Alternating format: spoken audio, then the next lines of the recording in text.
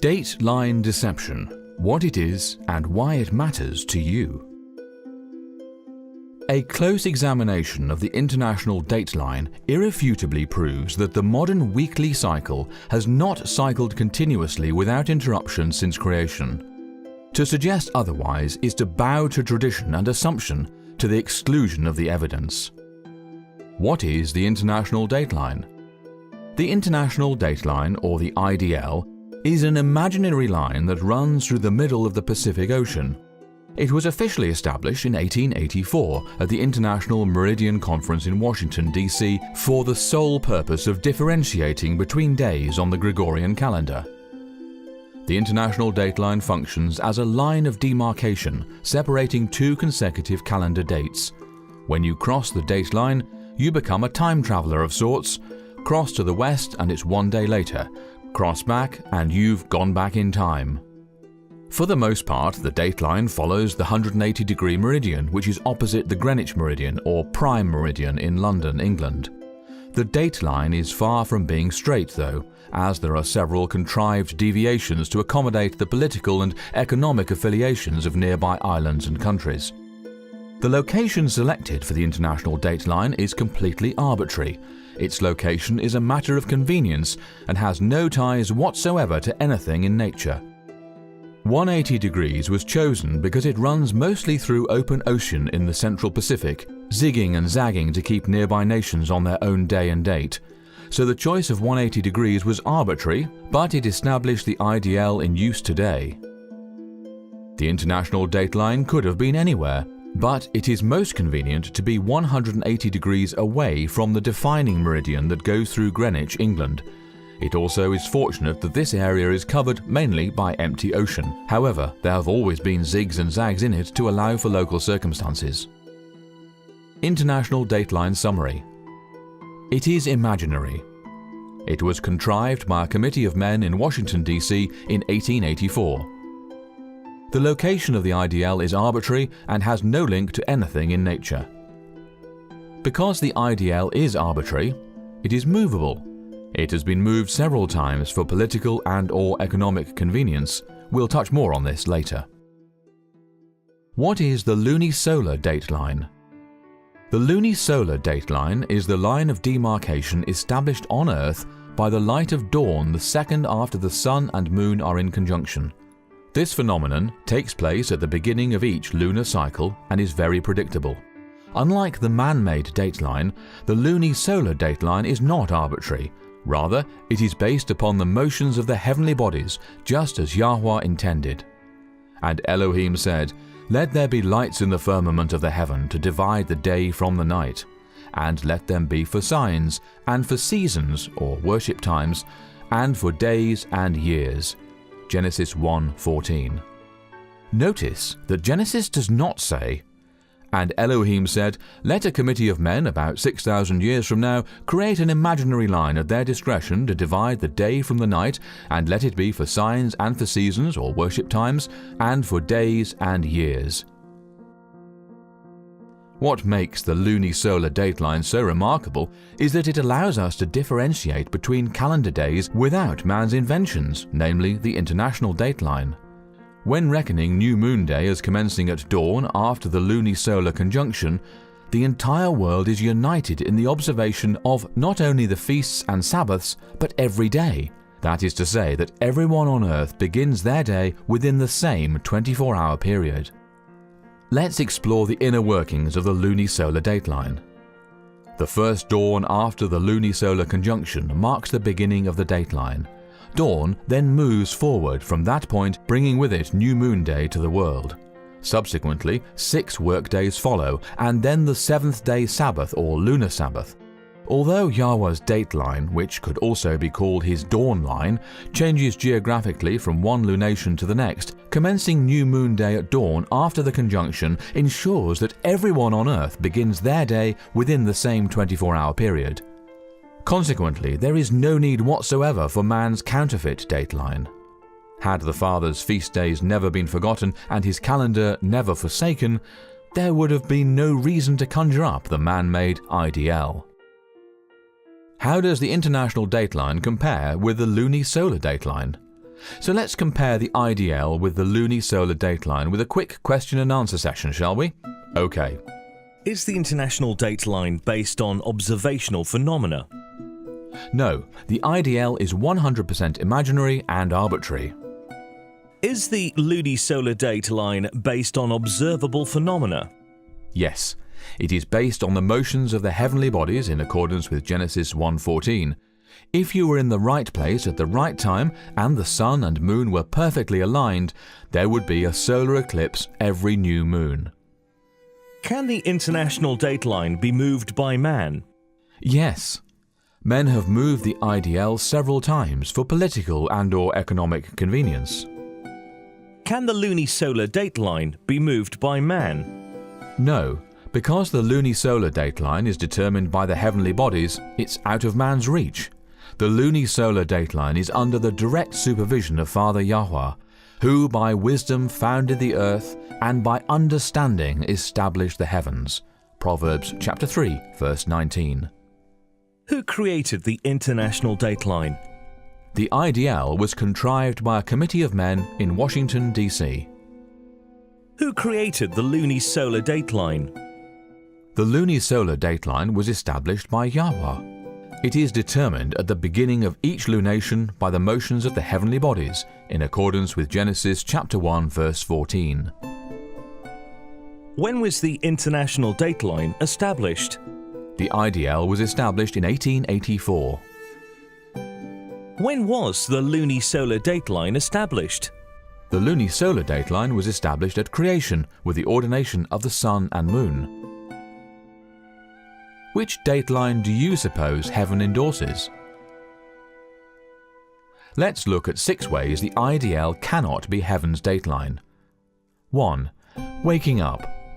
Many today are waking up to the half-truths and outright lies being promulgated within the institutionalized church and are returning to covenant Torah. They are being enlightened to the perpetual nature of Yahweh's feast days and are zealously promoting a return to set-apart living and observance of all that Yahweh has commanded. Often overlooked, though, is the calendar being used to calculate the feast days is irreparably pagan. Not only that, but it is inexorably dependent upon the international dateline. This is a huge problem for those who profess to adhere to Scripture alone. To zealously proclaim sola scriptura while making Yahweh's feast days subservient to the man-made international dateline is utterly inconsistent. Pause for a minute and think about this, will you? How can the Sabbaths and the annual feasts be dependent upon a 130-year-old man-made invention? 2.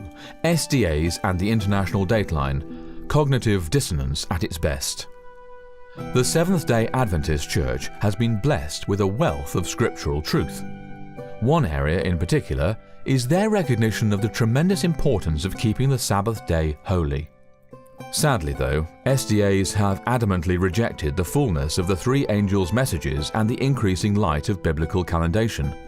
Consequently, they continue to blindly cling to the lopsided theology of exalting the papal Gregorian Saturday, as determined by the man-made IDL, while professing Scripture as the sole rule of faith and duty.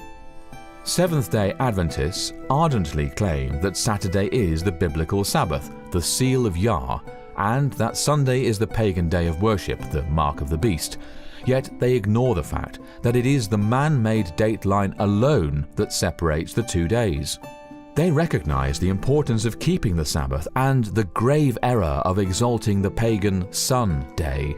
Yet they have no problem allowing man to determine when the 7th day ends and the following day begins via the international dateline. This makes no sense. The only difference between the seal of Yah and the mark of the beast in SDA theology is the man-made dateline. If you are an SDA, we humbly implore you to stop and think about this for a moment. If the final conflict is to be as simple as Saturday versus Sunday, how can it be that the only difference between these 2 days is an imaginary line cooked up by a committee of men in Washington, D.C.? And if Saturday is the ancient Sabbath of Scripture, why is it governed exclusively by an 1884 invention? These are serious questions that every truth seeker must address. 3. On the move. The necessity of a calendar dateline was popularized by 13th century geographers who marveled how a circumnavigator would paradoxically gain or lose a date depending on his travel direction. Various popes and empires subsequently declared calendar datelines in accordance with their needs. The International Dateline has been relocated for convenience several times since its inception. Not only that, but even the unofficial makeshift line that preceded the IDL was moved on at least 2 occasions. The Philippines. In 1844, the Philippines, along with the Mariana Islands, Guam and the Caroline Islands, removed Tuesday, December the 31st from its calendar, shifting the make-believe dateline to the east. Consequently, what had previously been recognized as Friday became Saturday, and what had previously been recognized as Saturday became Sunday. SDAs in the Philippines disregard this conundrum entirely, though, by worshipping on the new Saturday and boasting, "Our Sabbath is the New Testament Sabbath." By default, SDA theology demands that those who exalt what had previously been Saturday, the new Sunday, are in danger of receiving the mark of the beast. This is both illogical and inconsistent. How can an honest truth seeker continue to cling to the erroneous doctrine of a continuous weekly cycle in the face of such clear evidence to the contrary? Alaska. When the United States purchased Alaska from Russia in 1867, the makeshift line was moved to the west. Consequently, Alaska observed 2 Fridays in a row. At the instigation of U.S. Secretary of State William Seward, the United States Senate approved the purchase of Alaska from Russia for $7,200,000 on April 9, 1867, and the United States flag was raised on October 18th of that same year, now called Alaska Day.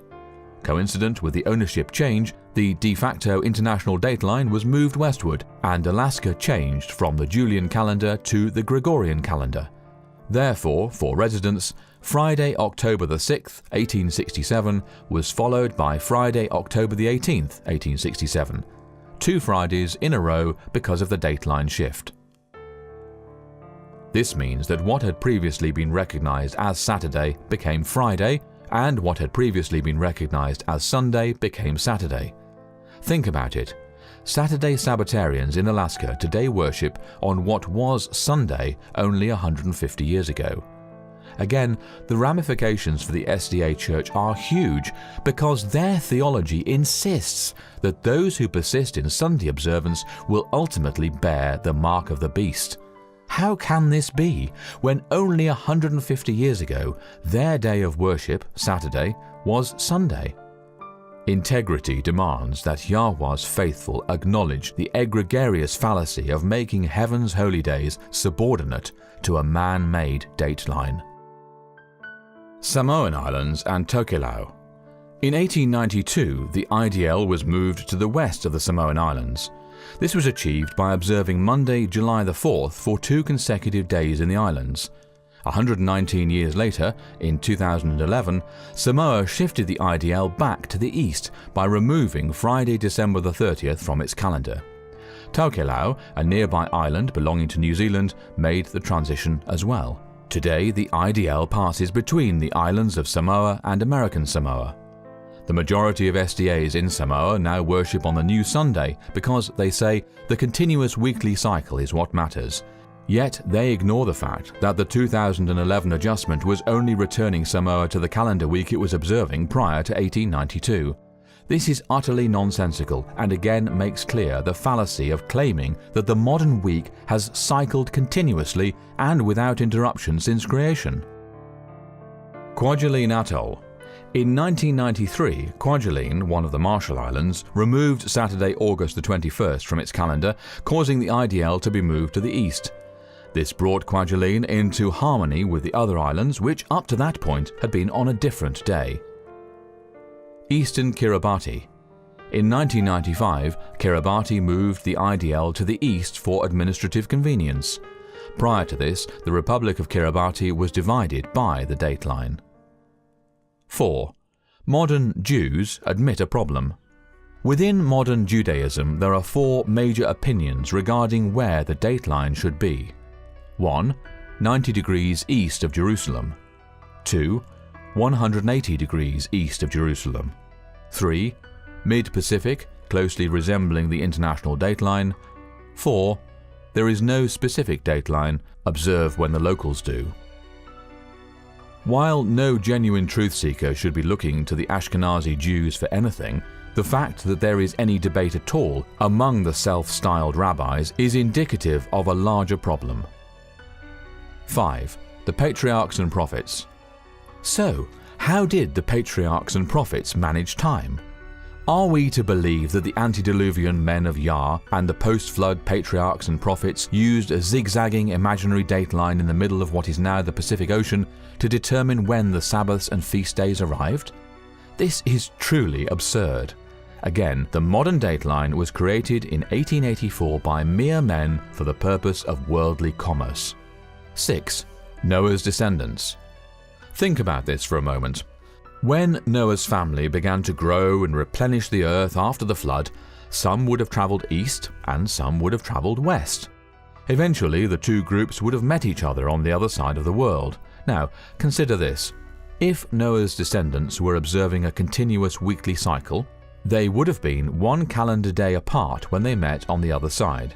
For example, one group would be observing the 6th day, while the other group would be observing the 7th day.